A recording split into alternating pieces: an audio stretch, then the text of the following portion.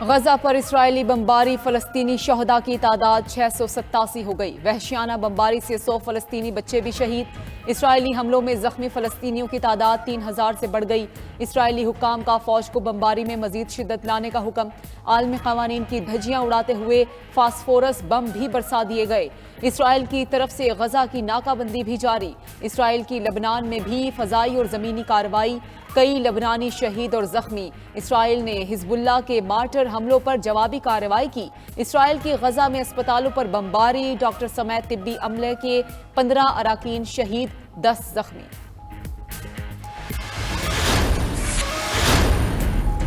Secretary general اقوام متحدہ Antonio Guterres کا اسرائیل کی طرف سے غزہ کی مکمل ناکہ بندی پر اظہار تشویش۔ کہا، بجلی، خوراک اور ایندھن کی سپلائی روکنے سے انسانی بحران مزید سنگین ہو جائے گا۔ فلسطینیوں کو طبی ساز و سامان، خوراک، ایندھن اور دیگر انسانی امداد کی اشد ضرورت ہے۔ انتونیو گوتریس کا بے یار و مددگار فلسطینیوں کی انسانی امداد نہ روکنے کا مطالبہ۔ مشرق وسطی میں امن اور استحکام کے لیے 2 ریاستی حل کی طرف جانا ہوگا۔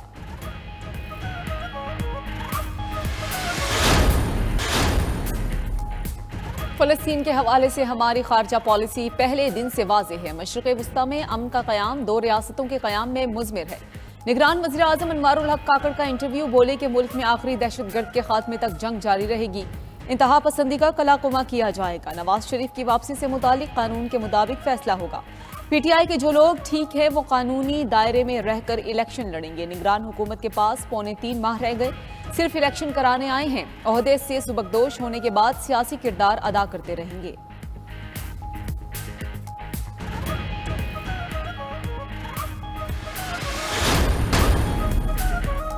کرکٹ ورلڈ کپ میں پاکستان اپنا دوسرا میچ آج کھیلے گا۔ بھارتی شہر حیدرآباد میں پاکستان کا مقابلہ شری لنکا سے ہوگا۔ راجیو گاندھی اسٹیڈیم میں کھیل دوپہر 1:30 بجے شروع ہوگا۔ پاکستان نے ورلڈ کپ کے پہلے میچ میں نیدرلینڈز کو بھاری مارجن سے شکست دی تھی۔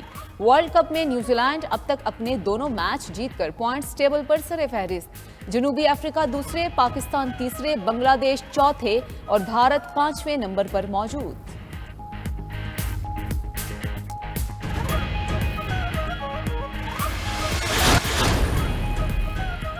صداقت عباسی نے بھی پی ٹی آئی اور سیاست کو خیرباد کہہ دیا۔ صداقت عباسی پی ٹی آئی شمالی پنجاب کے صدر تھے۔ کہتے ہیں 9 مئی کا واقعہ چیئرمین پی ٹی آئی کی ذہن سازی کا نتیجہ تھا۔ 7 مئی کو میٹنگ میں اہداف طے کر لیے گئے تھے۔ میٹنگ میں طے ہوا کہ اگر چیئرمین پی ٹی آئی کی گرفتاری ہوئی تو رد عمل دینا ہے۔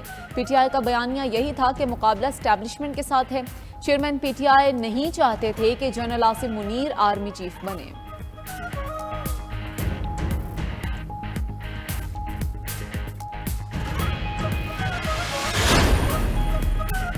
سابق وزیر اعظم شاہد خاقان عباسی کا آئندہ انتخابات میں حصہ نہ لینے کا اعلان۔ کہتے ہیں آج کے حالات کے مطابق الیکشن کے قائل نہیں۔ ان کے لیڈر نواز شریف ہیں، شہباز شریف اور مریم نواز نہیں۔ وہ نون لیگ میں ہی ہیں۔ مریم نواز پارٹی کی باغ ڈور سنبھالیں گی تو ان جیسے لوگوں کو الگ ہونا ہوگا۔ انہیں کسی نے نواز شریف کے استقبال کا نہیں کہا۔ تحریک عدم اعتماد کے بعد حکومت نہیں بنانی چاہیے تھی۔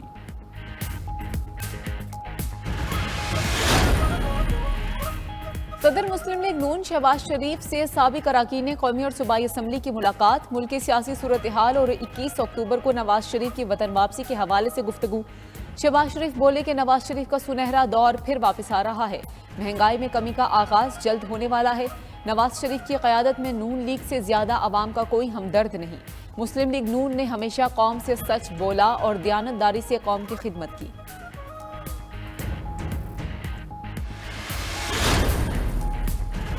نواز شریف ملک کی ترقی کا آزمودہ برانڈ ہے۔ جھوٹے الزام لگا کر دھاندلی سے نواز شریف کو نکالا گیا۔ چیف آرگنائزر مریم نواز کی لاہور میں پارٹی کارکنان سے ملاقات۔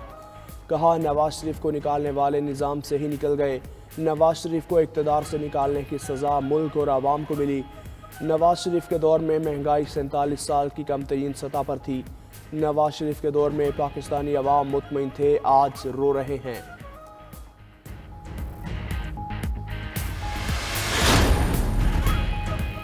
Supreme court practice and procedure act کی سماعت آج بھی ہوگی۔ فل کورٹ بینچ کے روبرو باقی وکلا آج دلائل دیں گے۔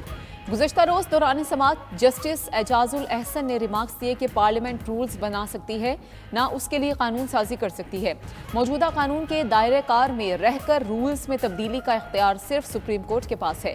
जस्टिस मुनीब अख्तर ने कहा कि अगर एक शख्स नताइज पर असरअंदाज हो सकता है तो 3 भी हो सकते हैं। सवाल ये है कि क्या आइन की शिकों को आइनी तरमीम के बगैर बदला जा सकता है?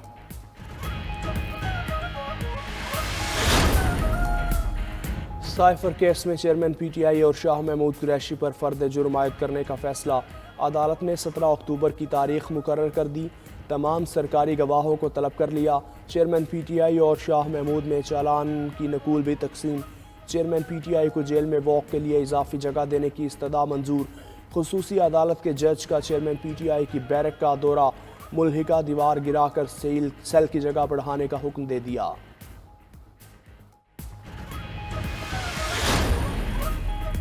तोशाखाना केस का फैसला कलअदम करार देने की दरख्वास्त पर फैसला महफूज। इस्लामाबाद हाई कोर्ट के 2 रुकनी बेंच ने चेयरमैन पीटीआई की दरख्वास्त पर समाअत की। हाई कोर्ट तोशाखाना केस में चेयरमैन पीटीआई की सजा पहले ही मुअत्तल कर चुकी। चेयरमैन पीटीआई की तरफ से मरकजी अपील में रियासत को फरीक बनाने की इजाजत देने की भी इस्तदा की गई।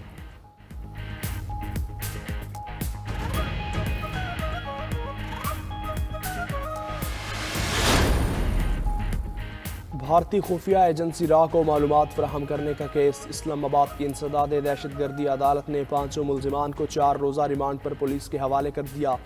पुलिस ने मुलजिम मुईज़ अहमद, मेहरान यूनुस, फैज़ान कयानी, अरसलान वाजिद, नुमान सत्तार को अदालत पेश किया। जज अबू अल हसनात जुल्करनैन ने मुलजिमान से मुकालमा करते हुए कहा, क्या उनको मुल्क प्यारा नहीं? इस धरती ने उनको पाला पोसा है, दुनिया में भी जवाब देना है और आखिरत में भी। पैसा यहीं रह जाएगा। गैर कानूनी मुकीम गैर मुल्कियों के पाकिस्तान छोड़ने में 21 दिन बाकी। 31 अक्टूबर तक पाकिस्तान ना छोड़ने वालों को गिरफ्तार करके बेदखल किया जाएगा। मुल्क से गैर कानूनी मुकीम गैर मुल्कियों की वतन वापसी का सिलसिला जारी। गुज़श्ता रोज़ तुरखम सरहद से सबसे ज़्यादा 114 गैर मुल्की ख़ानदान अफ़गानिस्तान लौट गए।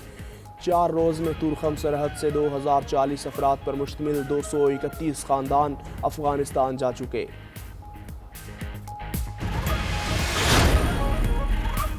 इस्लामाबाद, खैबर पख्तूनख्वा, कश्मीर और पंजाब के कई इलाकों में बारिश। इस्लामाबाद और रावलपिंडी में आंधी के साथ मूसलाधार बारिश हुई। लाहौर, पेशावर, मानसेरा, एबटाबाद, सवाद, हरीपुर, जेहलम और दीगर इलाकों में भी बादल बरसे। मर्दान में यालाबारी हुई। सवात, अस्तोर, बाबूसर टॉप, नारान और दीगर पहाड़ी इलाकों में बर्फबारी का सिलसिला जारी। बाबूसर टॉप पर बर्फबारी से रोड हर किस्म की ट्रैफिक के लिए बंद।